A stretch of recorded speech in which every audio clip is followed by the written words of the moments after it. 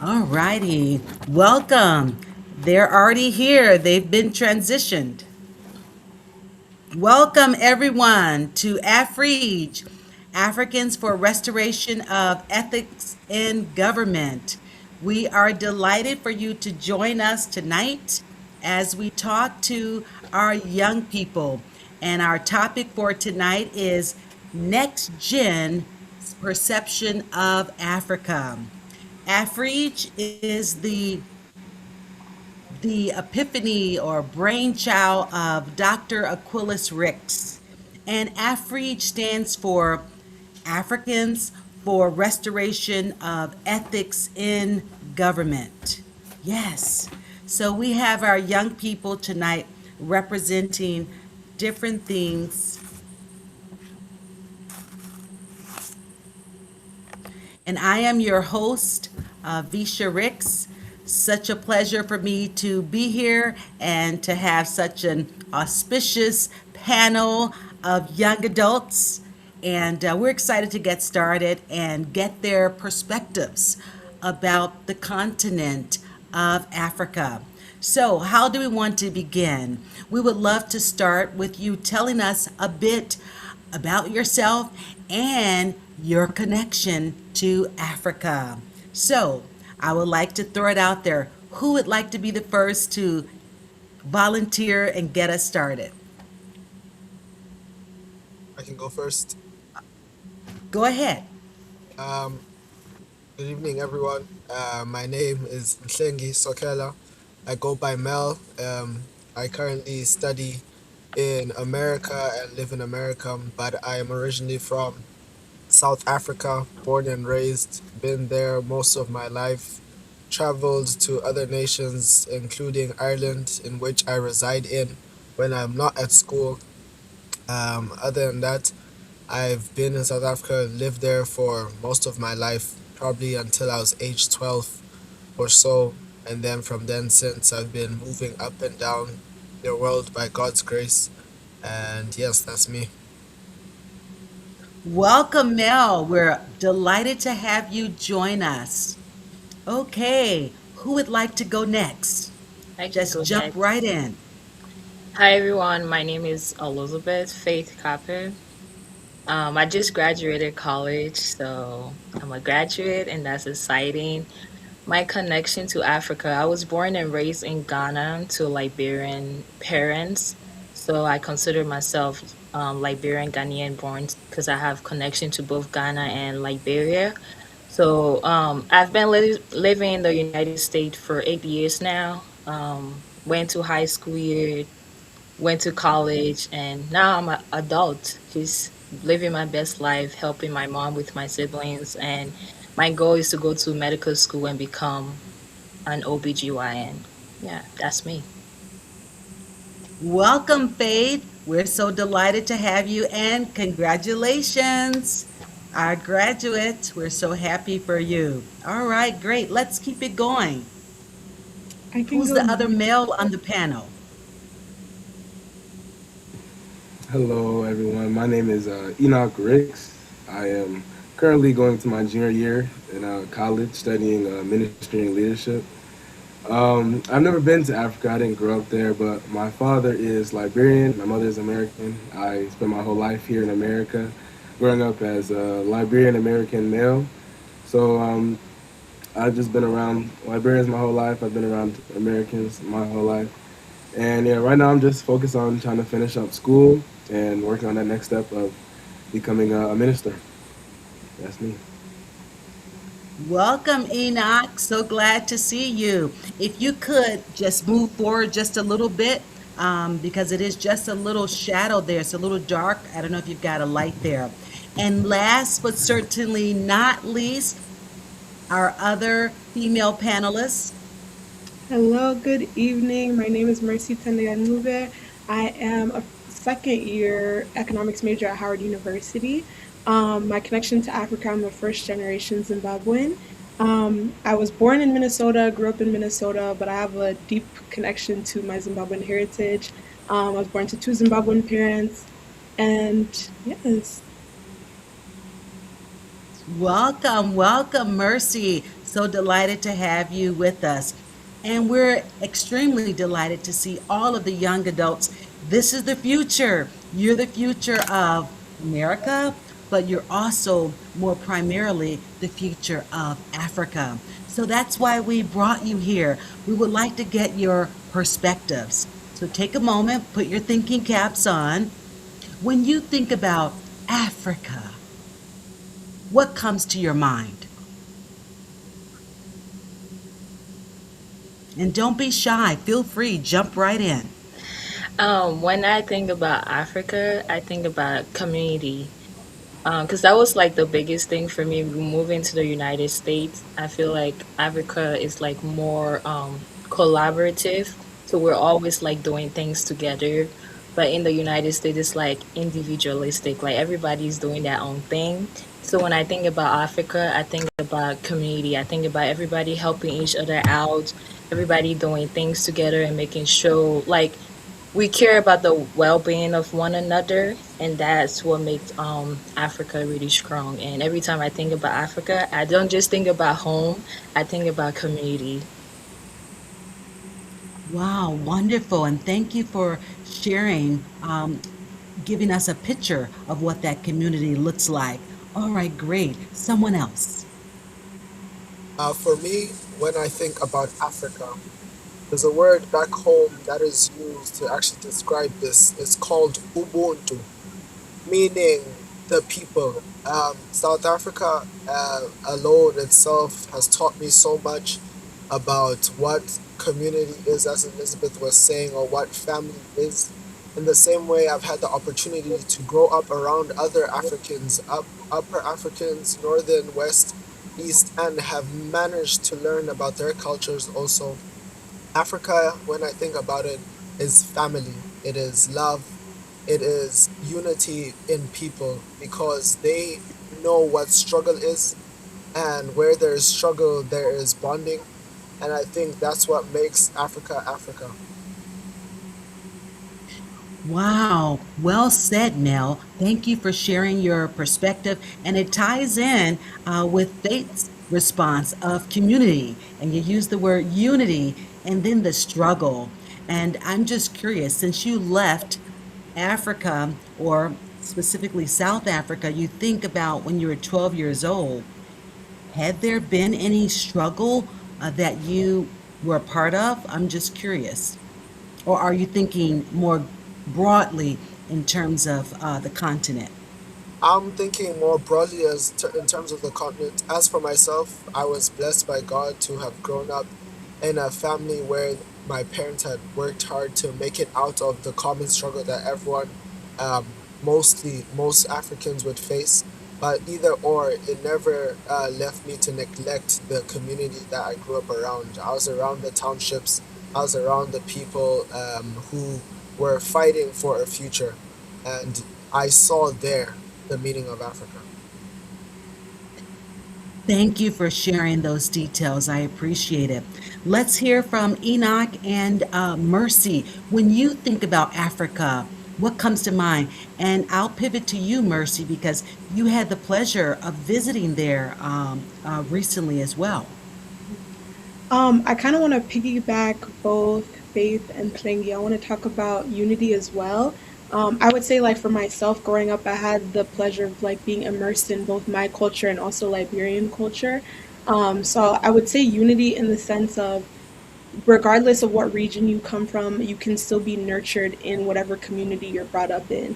So, like myself being brought up in the Liberian community, I have so many different connections that I've been able to that have been able to like cultivate me as a person. So, I would definitely say that's a big portion. Even thinking of like when I traveled back home, I would say like there was just a community feeling when I went because I had the pleasure to go to both South Africa and Zimbabwe because I have family in both countries. So it was really nice to have like a familiar sense based off of like what Africa is rooted in, like a community sense and Ubuntu sense, like being able to be like a unity in that sense. I also want to add on richness. I also, when I think of Africa, I think of like intentionality with like having a rich culture. I feel like everything has meaning behind it, whether it's like food, like the reasons for how things are placed geographically. I feel like there's a lot of richness and intentionality in how things are formed within the continent. Oh, wonderful. Thank you for sharing that with us.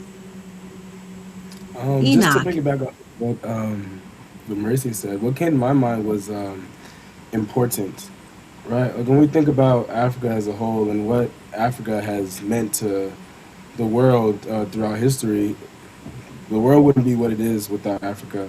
Not only without, as they mentioned, the culture, our community, how we're so connected together, our unity, but it's also what the land itself has to offer for so many people. It is truly, like Mercy said, a rich continent, rich in culture, rich in also diversity. When we think of Africans, it's easy to think of, brown skin, but there's so many different types of Africans, so many different languages, so many different cultures and varieties, and it's just hard to think of the world or to think of humanity as a whole and not think of Africa and the diversity that Africa brings.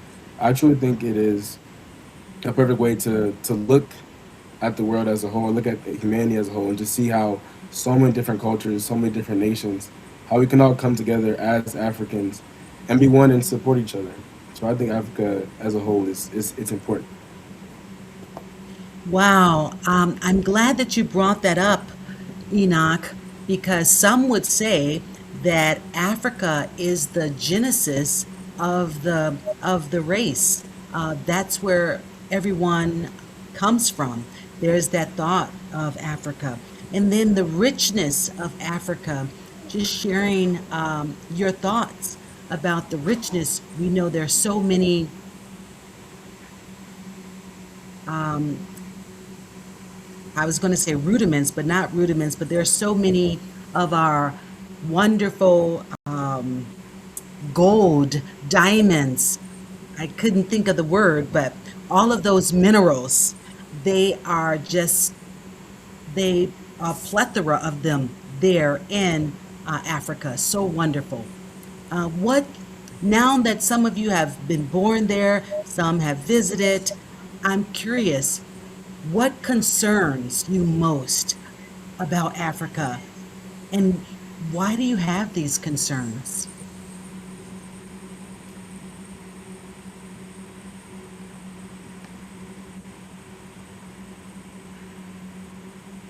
Concern I have Let's begin with you, Mel. Go ahead.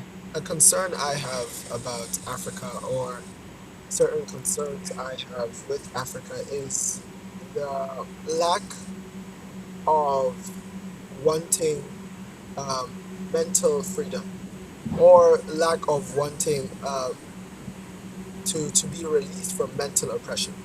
One thing that I've noticed in Africa, we've all seen their stories of independence, or we've seen their stories of moving away from colonialism. But one thing that still hinders us is the fact that within our minds in Africa, we are still mentally oppressed.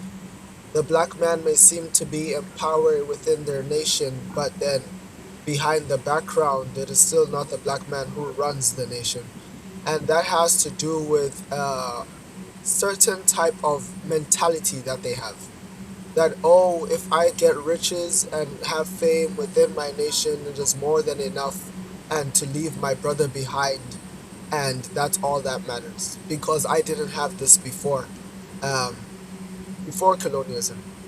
And now it has brought struggle even in our modern day. With my nation specifically, we are having a crisis of xenophobia, but I would love to rephrase that into Afrophobia, because it's not necessarily a thing of that they have issues with other races, because many of them live within our nation legally or illegally. But what seems to happen is that our mental oppression has led us to fighting against our own kind, because we did not want to fight for that.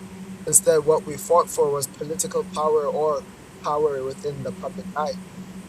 Now, that is my main concern that I have currently with my nation, because it seems that it will make us backslide and track back to our old times. Well said. Thank you, Mel, for sharing that perspective and opening us up to a new word, Afrophobia. Thank you. Okay, let's hear from one of the ladies. I agree with Mel. I recently went to Liberia for the first time. As I mentioned, I was born and raised in Ghana. And one of the things that really bothers me, I personally believe that we don't, Liberians, some Liberians, because I do have a heart for Liberia, we don't have a heart for our nation. And if you're from a specific African country and you don't have a heart for that nation, the nation cannot move forward. Something that Mel mentioned is that it's all about me. It's like that's not how we started as African. We started as a community, but now it has become so individualistic. Like everybody just care about themselves. If I can make money and I can build my house, my family is okay, we are okay. But if we have that mentality, Africa is not going to move forward. Liberia is not going to move forward. And one thing I was reflecting on when I got back from Liberia is like, how can we make a difference? And one of the ways we can make a difference, it starts in the home. It's not enough to just tell your kids that, oh, you're a Liberian. You have to sit them down and have conversations with them. What does being a Liberian means to you? What does being a Ghanaian means to you? What does being a Zimbabwean means to you? So it's not just a flag, or it's not just a place that your parents is from. It's not just a place that you were born, but there is something deeper. Because I'm really connected with my faith, and I believe that God placed us in different countries for a reason. Like you were born to a specific family for a reason. But if you cannot dig deeper than that, if you cannot think past me, you cannot think past, oh, I want to make this much money, or I want this specific career, you will not be able to fulfill your God given purpose within that family and within that nation. So I really want to challenge parents and like older siblings, like reflect on what being a Liberian, what being an African means to you. Like I observe a lot of Africans, they wear the continent on their chest as necklaces. But what does that mean to you? It's not just about Afrobeat. It's not just about the food. There's also a spiritual responsibility as an African, and we have to dig deeper for us to understand that. And we have to go back to the root. Like as I said, when I think about Africa, I think about community. But if we're missing out on community, we'll not be able to move forward as Africans. Thank you for sharing that perspective, Faith. And I know since the founder of AfriEge is from Liberia, something that he and his family does, they often talk about Liberia. And so, even though I'm an outsider, I know the history and I can share it as if I was there because they are so passionate about what they went through from 1987 to all the way through 1990, the various presidents. I know their names. How do I know their names? Because they talked about it in the home. We know the story, but we also know their love for their country and what they're doing. So I think that's critical that there is, what should it called? Pass it on. Pass on the information because they were born here, some were born here in America. They have no idea of what it was like to be born in Liberia. So you're indeed right. The parents have a pivotal role in order to engender love for the country or even a desire to go visit is to hear about it. Great, great. Let's hear from the other two. What are your thoughts? What concerns you most about Africa, and why do you have those concerns? Mercy and Enoch. I can go ahead. I actually have two main concerns that I wanted to piggyback off of. So I know we're probably all familiar with the definition of an insanity, like doing the same thing, expecting different results. I feel like that's a very consistent thing across the entire continent. When I think of like my own nation, our president was just granted permission to go for a next presidential term that will last around 12 years. And I feel like that itself is just a process of insanity. Like doing something and expecting different results, keeping the same leader and expecting different results when the person has had, enough time to try and develop the country from where it has been and compared to where it is now. I would also say like thinking of other countries within my region, When you think of Zambia, like there's a process of like not focusing on things that are issues. When I think of Zambia, currently they for the last year they've been trying to figure out where to bury their president, whether in South Africa, whether in Zambia, when there's other pressing issues like water insecurity and things like that within the nation that are more pressing than things such as that. My second point is also the ideals behind Africans in the United States, Africans within the UK, with like just abroad. I would say that specifically our generation, like younger generations, have a tendency to leave Africa behind when developing themselves. I would say that they definitely don't think of where they come from, rather where they themselves are going. And I feel like that kind of connects to the point of the individuality. People kind of try and develop themselves and kind of leave their nation behind. I would definitely say that it's very important for our generations to realize where they come from, because even in these nations like in the UK, in the US, when you think of the US itself, it's not a nation full of native people. If you want to think of like Native Americans, those are the only native people from the Americas itself, and it's not even that much of like a home to them given history.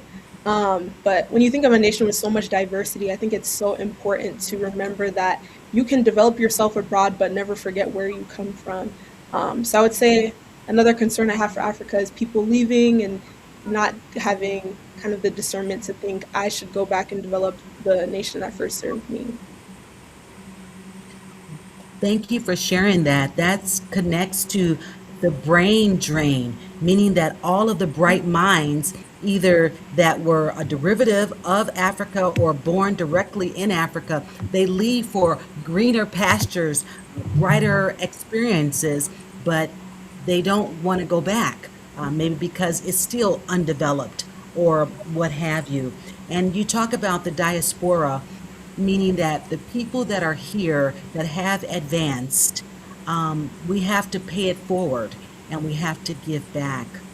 Final concern, and why do you have those concerns, Mr. Ricks? Mercy kind of touched on that a little bit with the insanity definition, but what I was thinking in my mind was just the passive mentality that a lot of Africans have, not only in Africa, but across the diaspora. Um, we see in a lot of African nations that there is there's stuff that needs to be fixed or something needs to be worked on, not only just in, let's say, government or in agriculture, but there's a lot of ways that our countries can be bettered and be more present out in the world, not only just in Africa. But when we see ways that Africa can do better, African nation can do better, like all I can say, I'll speak from Liberia's standpoint. When we see ways that Liberia can do better and that they can fix themselves up, we kind of just take the stance of they should be doing this or they should do that, and we never take a next step of how do we get there, or we never take the next step of, well, let's start here, let's actually get something in motion. We always just say this is what should be done, and we never act on that. And I've found that that's something that happens a lot across the diaspora, is that we see all these problems, we see all these things that need to be fixed, but then no one ever really wants to step up and make that next step. And so I think that that's my biggest concern with Africa right now, especially moving into this next generation of Africans, us young adults. We see the struggles and the things that our parents talk about. We hear the stories. We see all the stuff that goes on in the news. We see that things are not as good as they could be. And as Mercy said, sometimes as young adults, we see these things and we're like, well, I'm not there right now. I'm in America or I'm in the UK or I'm somewhere else. Africa really isn't my main focus. It's not my main priority. They'll figure it out at some point, and we focus on ourselves and we try to focus on our future instead of going back and saying, hey, this is my parents' nation. This is the nation of my grandparents. How can I do better to fix it? I liked what Faith said about how we're all born in the family that we're born in for a reason. God put us in the nation and ethnicity that we're in for a reason. We have a purpose. So for us to have this mindset of, oh, well, someone else will step up or someone else will do something or someone else should do something, instead of ourselves taking a step back and saying, hey, what can I do to help my nation grow? Or what can I do to help my people be better. You know, whether that's learning how to read and write, building more schools, whatever it may be. I just think that that's something that we should work on more, having that active mindset instead of that passive mindset. Wow, thank you so much for those practical examples of where there is a gap. We all are aware of the needs, but how to bridge that gap. And what popped into my mind and what I wrote down is that we need to come up with solutions. It's so easy.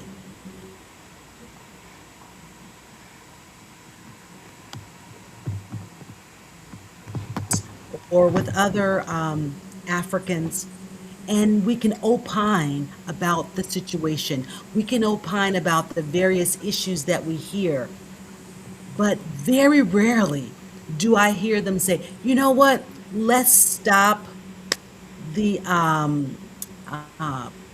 talking and belly aching, and let's have a brainstorm. Let's see what we can come up to fix this situation. What can we do? How can we put our hands together as a family, as a community? That is indeed part of the missing link. And you know what came to me as we come to celebrate 250 years of America's existence?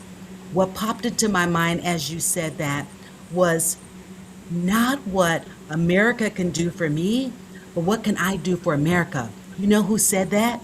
Those were the words of the former president, John F. Kennedy. That's what he challenged Americans. Not what can America do for you. We need you to say, what can I do for America? So let's pivot and switch it. All of us are derivatives of Africa, me included. I just don't happen to know where in Africa I am from. But because I have the skin, I know that my heritage, my ancestors are from Africa. So we need to challenge the next generation. We need to even challenge ourselves.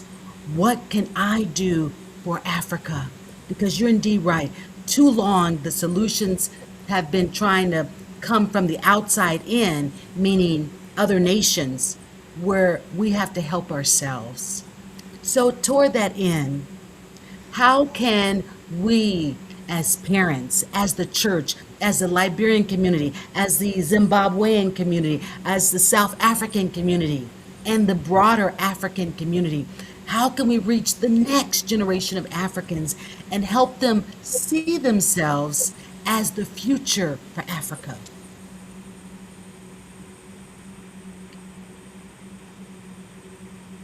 I think I can take that response. I would definitely say it's a process, especially for like the incoming generations. It's not an easy thing to put pride into somebody's heart for where they come from. That's something they would have to do for themselves.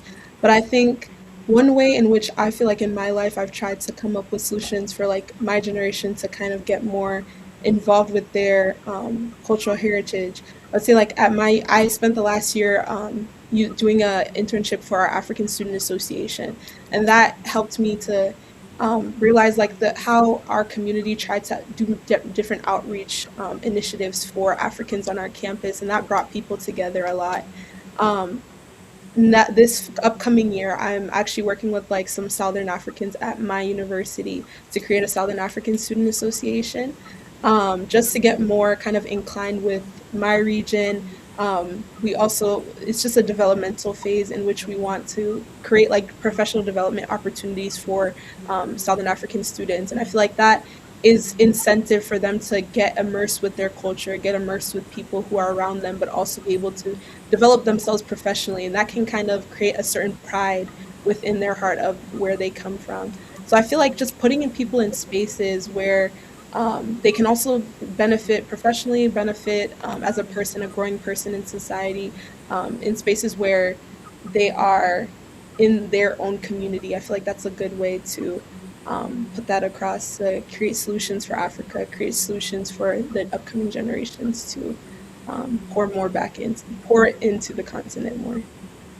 Wow, and they can start by doing it here, Mhm. associating with those African ethnic groups that are here. And what a great way to do it on the college campus because they have embraced many foreigners to come here to educate themselves and better themselves.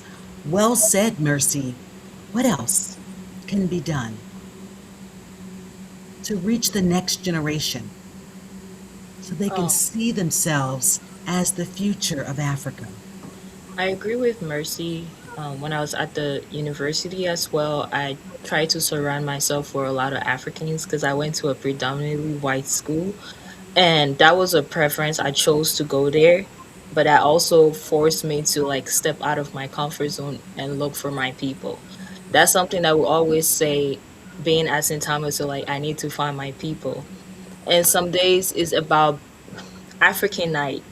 That's like one of the event that I look forward to every single year as an undergrad, looking forward to African night. Not just because it's a entire community filled with Africans, but because it creates a sense of belonging. Because in a classroom where there's only like, especially for my physics class, at some point I was like the only African or black student in the classroom. Some days it's uncomfortable, but I've learned to like just be able to navigate those spaces. Me saying this is not for me to like bash any university because I chose to go to a predominantly white school, but it was an opportunity for me to not just represent myself, but to represent my nation, to represent the continent of Africa. So when Mercy said like doing developmental training, making sure we're ready for success is good ways for us to be able to go back to Africa and make those changes. Because Mel said that there are a lot of times where people leave Africa and they don't think about going back. Mercy said the same thing, and Enoch said the same thing. So the ways in which that we can develop ourselves for us to be able to go back is for us to be in a community that help us move forward. So I used to live in Brooklyn Center. There were not a lot of opportunity for black students, but within that community, being at Brooklyn Center High School, my counselors made sure to find opportunities to help the black students move forward. And I would say the same thing as a Liberian living in the United States. What do I have to give? Because some days you might think that you don't have a lot, but a small conversation with another person, that's enough. That's something to spark that interest. When someone asks you, where are you from? I usually tell them I'm from Ghana, but as the conversation goes deeper, I let them know, oh, I'm also a Liberian. And me being from Ghana and me being Liberian, this is what makes me strong. Having a deeper conversation, then they get interested. Because Mercy said you cannot like force people to love where they come from, but if you're representing your nation, if you're representing the continent of Africa with pride, people become curious about what that means for you and they try to dig deeper. And your question was about as family, what can we do differently? I said that previously, like having conversations. Because to be honest, I don't really know much about Liberia. I went to college before I did like a whole research about Liberia, learning the history. My grandma, my family members will always talk about the food, the culture, but they didn't go back to the historical part of what being a Liberian is.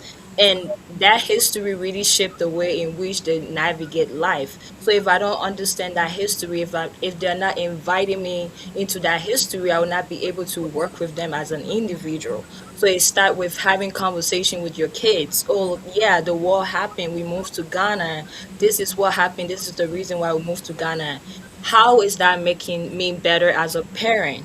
You know, they're reflecting back on the history and applying it to their life will allow the children to be able to be like, oh, my mom or my dad's strength comes from the struggle that they experience. So just being open, having open conversations, and being willing to answer kids' questions. Because as an African and a Liberian specifically, when you ask your parents question, they always like push it to the side. But now you close a window for me to learn something new because I'm a very curious child. I want to know what happened to you, what's going on. But if you're not willing to have those conversations, I can't really know. So parents should be willing to have the conversations. I know it's hard, like there are so many things that happen that we don't know about, but it's important for us to have those histories so we can know what we are dealing with as individual. Like that's how we know what it means to be a Liberian or what it means to grow up in Africa. Like I came to the United States when I was 15 years old. So I do have a lot of my upbringing in Ghana and like being in the Ghanaian and Liberian community, but that doesn't change the fact that my family are from Liberia. So I need to know the history so I can be able to approach my solution. Like if I think about my solution, what do I want to do differently? If I don't know the history, I cannot move forward.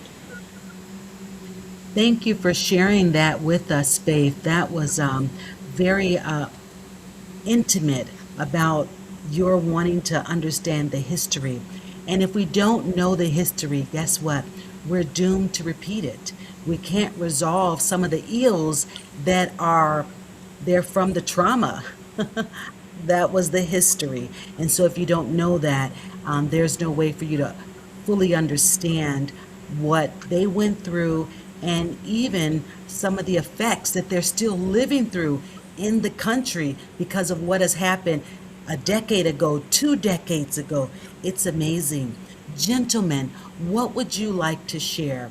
How can we reach the next generation and help them see themselves as the future of Africa, even though they might be here in the United States or be in the UK or wherever? Um, I liked a lot what Mercy and Faith said, and I think it just comes down to intentionality. If we're going to start in the household, I think, as they both mentioned, parents have to be a bit more intentional about what to tell the kids about where they come from, about their nation, especially mentioning history. Faye said it. She didn't really know too much about Liberia's history growing up until she did her research. So just telling them about those, about the history, and then also about the little intricate things about the nation that makes their nation special. That makes why that makes being a Liberian or being a South African or a Zimbabwean different than just being anything else. What makes us us? What makes our nation our nation? It's just little things like that, being intentional. And then they both mentioned how also being around your people is also going to help build that culture. Being around people that are like you is going to build that culture. And they also mentioned how you can't force someone to love the nation they come from, right? Or you can't force them to want to go back to the nation that they came from. But in my personal experience, growing up in Chicago, but also going to predominantly schools, I wasn't around a lot of librarians. Honestly, I wasn't around too many librarians unless I was around my family.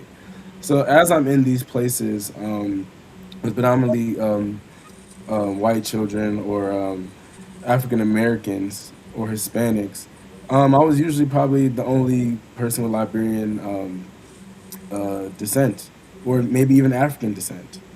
And being the only person in that situation, it honestly built up a love and a passion for Liberia. Because whenever Liberia be brought up, let's say we're talking about it in a class, right? Because Liberia is and Ethiopia, one of the only two nations that were never colonized, right? So when that's brought up, I was always, yes, that's my nation. I'm a Liberian. And then of course, like you mentioned, that would raise up questions, and people were like, wow, well, what is Liberia? I've never heard of Liberia. And I would always be ready, like, yes, that's me. My dad's from there, and I would get into telling them what I knew at the time. So I think also putting your children or putting the next generation in positions to not only where they can be around people that are like them, but also exposing them to people that aren't like them. So that can help build up that love, that appreciation for who they are specifically, instead of saying, well, I'm around, let's say Nigerians. I'm around Nigerians all day. I know Nigeria. And then they get around other Nigerians, and it's just kind of like normal to them. So I think also putting your children or putting the next generation in spaces, or even us being in places that we aren't we aren't there too much, is going to help build a deeper appreciation, a deeper love for who we are and where we come from. Thank you for sharing that. I love it. Different spaces, different settings, be that physically or be that with other people that are different from us. I love developing that appreciation because it is something that can be developed. All is not lost. It can an appreciation, a love, a desire to go see. I do desire to see the sweet shores of Liberia. I have been to Africa, by the way, to Ethiopia and to Egypt. But of course, those are on the other side and were predominantly influenced by Saudi Arabia. Whereas going over to the West, go West, young man, I'll be able to experience a different part of Africa. So I desire to do it and hope to do it maybe within the coming year or so. Mel, your last thoughts or words of wisdom on how we can shift the narrative for the young people so that they can see they're the future of Africa. Well, for me, what would be important for this would be two sides of a coin. One teaching that I had learned probably by last year when I was reading a book by a man named Steve Biko would be about Black consciousness. I find it quite important that not just for the nation that I came from, but for every other African nation, that we understand Black consciousness to the individuality of our own nations. For example, my nation, Black consciousness, is to understand that we are more than what our oppressors had given us the opportunity to become. And the second half, or the other side of the coin, would be that Black is beautiful. I think it needs to be taught and engraved within every Black child there is on this earth so that they can appreciate their identity in who they are. I think as Mercy was speaking and talking about how it's important that we know who we are and important that we know where our Africanism is from. I think it's more than important that we understand what it means to be Black. That we do not hold a pride of it, but instead hold it to our hearts that our Blackness sets us apart from everyone else for a good reason and not for a reason of oppression. Black consciousness would teach a lot of people, if they understood it very well, that it is not exactly what happened to us, but what we do with what happened to us. It would teach us the fundamentals of how we need to perceive Black is beautiful. And I wish that for every school, every household, every church, every place, reason being because if we just try to do it within our households and families, it's not going to leave that place. Because as we've seen now, our communities are moving to more individualistic ideals, and that they only appreciate what happens for themselves and not for everyone else. Thus, if Black is beautiful was taught in schools, taught in workspaces, taught in places where children are brought up, I think it would make such a difference for the next generation because they would have an understanding of who they truly are. And who I truly think a Black person is someone set apart to tell a different story from everyone else. Well said. Thank you, Mel, for sharing that. And we do know that there has been an evolution in our society where others were esteemed, but we do are glad to see that there are people that look like us. They're on the commercials, they're on the magazines, they're in the TV shows, they're on the newscasts. And we also see a slew of dolls coming out, even on the Barbie line. Why? Because they're recognizing, yeah, it is a money maker, but they're also recognizing that little Black girls need to see beautiful images of Black women so that they don't aspire to be be like um, be like the white people or like the Hispanics. But it's okay as I am beautiful. So that narrative has changed. Obviously, I'm much older than you guys, but I love the proliferation of getting the ideas out there and from an early age. And I don't know if you guys know it, but this gentleman died this year. His name was Reverend Jesse Jackson. He ran for the President of the United States twice. And two sayings that he had was, I am Black and I am proud. It was something that started, and it was in the 60s, but that's synonymous with what you're saying, that Black is beautiful and that we should be celebrated. Finally, I want to find out from you, after all that you have opined on, the concerns, the issues, but also you came with some solutions, which is very refreshing. How optimistic are you that Africa one day will change and become the continent that we hope she will become?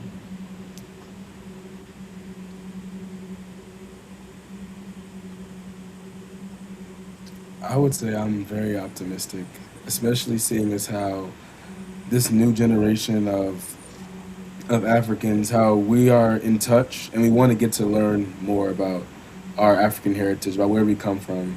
As Faith, as an example, she did her history. I mean, she did her research about her history about Liberia, and we see a lot of other young adults are taking the next step of, if they don't know where they come from, doing an ancestry test, or if they know where they come from but they weren't born there, like I said I was, they're going they're doing the research, finding out the history about their nation, finding out what's going on in their nation at the moment.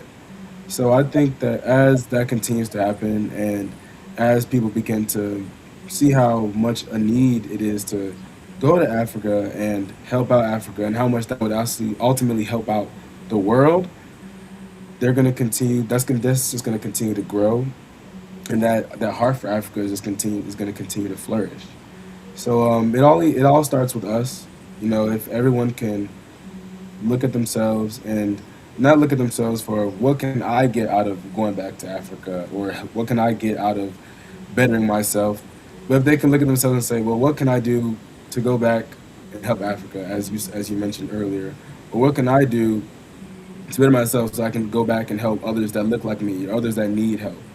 Once that starts to become a question, as it is now, and it just starts to begins to grow, we'll see others start to go back to Africa. We're going to see movements. We're going to see people having ideas and businesses that are going to go and they're going to be set in Africa to help out African children, help out African women, help out African men, to better themselves and to ultimately better their nation. So I feel very strongly that Africa is going to continue to prosper, and it's going to just continue to get better. Wow, I love your optimism, and I love some of the ideas that you just shared with us as well. What about the rest of you? How optimistic are you that Africa will change and Um, become who you think it can become? I'm very optimistic because, as I said, I'm 23 years old, and I just sit and think about my life, like my life experiences over the past 23 years. Most of my time were in Ghana. Like, I spent 15 years of my life in Ghana, and I've always felt like this division between whether I'm Liberian or whether I'm Ghanaian. But as I went to Liberia and I came back to the United States, I just sat on my bed and I'm like, God, what does this mean for me? Because you didn't make a mistake for me to be born in Ghana to Liberian parents. So what does this mean for me? And I believe it starts with that, knowing and asking the questions of like, what does this mean for me as a Liberian Ghanaian born? And I realized that even though I was not born in Liberia, Liberia has always been in my home in Ghana because my parents would talk about Liberia. I ate Liberian food. Even though when I leave my house, everything else is about Ghana because I was in Ghana. But that did not make me confused. At first, it felt like I was divided. But as an adult, now I realize that it wasn't confusion, it wasn't division. It was my opportunity for me to connect with both sides. And what Enoch said about doing businesses, I want to be an OBGYN. By the grace of God, I'm going to be an OBGYN. And I don't, a lot of time when I tell people, yes, I want to be a doctor, the first thing they think about is the amount of money I will make. But if you've ever visited my college, you always see like the continent of Africa because that's always been my dream to go back home. So being a doctor is not just about the amount of money that I can make, but what can I do for my community? What can I do for Ghana? What can I do for Liberia? How can I connect the two? Because God was intentional when he placed me in Ghana to Liberian parents. So just digging deeper and understanding like what does this mean for me? Like God, how have you called me to be a change maker? Because we can all Enoch said we always see the problems, but if you never take the step to solve those problems, you never come up with a solution and take the step to do it, the problem is always going to be there. So being a doctor, an OBGYN specifically, living in Ghana, I saw how a lot of people struggle, especially women and children, because they didn't have health care. They didn't have the necessary resources. And I grew up in a refugee camp in Ghana, Budubra refugee camp. And that made it so much difficult because the Liberians didn't have a lot of resources. And as a 12-year-old, I'm like, what can I do different? That's where becoming a doctor came into my mind. But I never knew what type of doctor I wanted to be until I was 12 years old. Actually, I knew I wanted to be a doctor at a very young age. But when I was 12 years old, 13 years old, I was like, you know what? Women and children are the ones suffering the most. So how can I make a difference? Even though I was in a country that was so different, but at the same time, I'm African. I'm in Ghana. I'm Liberian. What does being an African means to me? Because Liberians were not the only ones struggling. My grandma, she used to take us to the hospital, take us to the orphanage homes and all those different places. There were Ghanaians there. So how can I make a difference? Should be the mindset that every African should have. What can I bring to the table? Not just what can I take from Africa, because we're people from foreign nations have taken so much from Africa, but what can we give to Africa? We're in different countries. You're in the UK, you're in the United States, wherever you are. What can I give to Africa? It should not just be about vacation. I'm not saying you cannot have fun when you go to Africa, but it shouldn't just be about vacation. When I went to Liberia, I saw a lot of abandoned buildings. Who is gonna say, okay, I'm gonna take this building and make it better? Monrovia, that's the capital city of Liberia, but it didn't look pleasing because there are a lot of abandoned buildings where a lot of Liberians will go to Liberia and have fun, but they're not thinking about the nation. So my goal and my dream, and I pray that God will give each and every one of us the heart for our nation, because you're from that nation for a reason. It's not just about the flag. It's not just about your parents' history. What can you bring to the table? That's what I'm going to leave with us today. Wonderful. Thank you. Your passion is quite evident, Faith. And you're going back, bringing your medical expertise. That's the whole vision of Doctors Without Borders and Mercy Ships. And I pray that God would give you the wherewithal and the strength to do what is in your heart. Let's hear from this side of the camera before we go. Mercy and Mel, how optimistic are you that Africa can change and become what she was destined to be? I am very optimistic that Africa has a different plan for itself within the coming years. When I think of how Africa can be developed, I think of how Africa is not just a nation full of land; it's a nation full of people. It's developed by different regions, different populations, and with people comes power. And with power is fueled by the pride people have from where they come from. When I think of like Native Africans and people that hold pride, they're the people that go for like advocating for different like developmental things within the countries.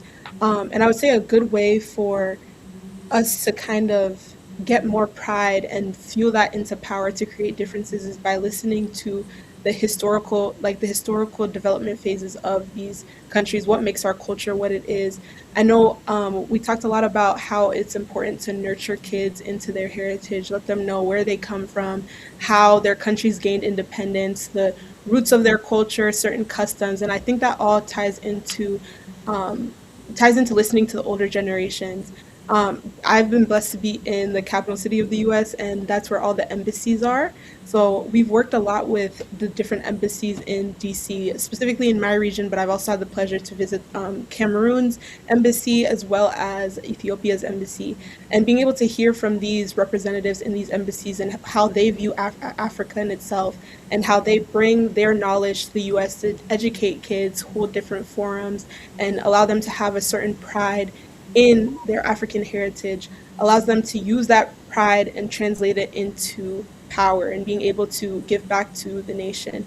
I'm very, even though I would say growing up in Minnesota, I didn't. You would see groups of people, groups like fern groups of kids. You'll see somebody from Ghana, somebody from Somalia, somebody from Sudan. They're all together, but they're not together on the basis of the commonality of them being African. Usually, it's just these are my friends. But at the end of the day, you guys are friends full of an African demographic, and I feel like just being able to have a different perspective of that pride in DC, how people are really fueled by their pride, not just who they're around, has been an eye opener for me in how people are actually taking the initiative to bring things back home.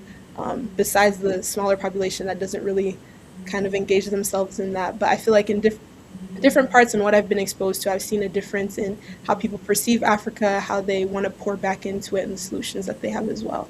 So I would definitely say I have that hope for people in different places. So I feel like that can translate well into solutions that can be brought up for the continent. Wonderful. Well said. For me, my hopes and my dreams for Africa, I really do think it's gonna change. I really do believe that there's gonna be a great revival out of Africa, not just for the political point of view of the whole continent as a whole, but spiritually. I strongly believe in my faith. I strongly believe that Africa is a very firm stronghold as to what the Lord does for the whole world in a whole, for people in other nations. That without the prayers of the continent of Africa, a lot would be um, disturbed. Actually, a lot of evil would go on if we didn't have such faith as we do back at home. But I also have faith as to economically and politically the growth, because people are more knowledgeable now. Access to education may still be scarce, but the ones who manage to strive for it and look for it are doing their part as to trying to make a change. I do strongly, firmly believe that Africa will be the next foundation for people to experience real change and to experience real hope for life. Well said, Mel. Well said. Africa as the next frontier. Can you see it? Can you see it? Just like America, people were uh, coming here for gold, coming here for freedom. I see Africa as the next frontier. We already see Ghana. It's go back to Africa. If you recall, that's how it all started with Marcus Garvey. Go back to Africa. And where did they go? To Liberia. And now Ghana. We see the vacations going back to Africa, and some people retiring back in Africa. Wonderful. If you enjoyed what we have discussed today, this is what AFREAGE is all about. Africans for Restoration of Ethics in Government. And we wanted to bring the young people here to see their perspectives about Africa. If you believe in what we're doing, what we're talking about, you can make a donation. On your screen right now, we have a Cash App option for you as well as a Zelle option for you. We want to get the word out. It is on Facebook, it is on YouTube, but we also need to partner to get the word out to the various entities in the African nations so they can hear these gems of ideas from our young people and then they can act on it. I just want to wholeheartedly thank our panelists. Here we have with us Enoch Ricks, we have Mel Sokola, we have Elizabeth Faith Carpe, and Mercy Nkube. We are so pleased to have you with us. Thank you for sharing your thoughts, taking time today. We will be back next week. We'll be talking about another topic as it relates to Africa. We are again signing off. This is 8 o'clock. We appreciate the hour that you spent with us, and I hope that you've heard something that challenged you. How can you make a difference? How can you what can you give to Africa? How can you talk about Africa with your own family? This has been rich. So many ideas. I tried to write them all down. So thank you, young people. You did your homework, and I appreciate your transparency and your wisdom that you shared here tonight. Give yourselves a big hand. Thank you. Have a good night. God bless you all. Until next Thursday at 7 o'clock. God bless you. Bye now.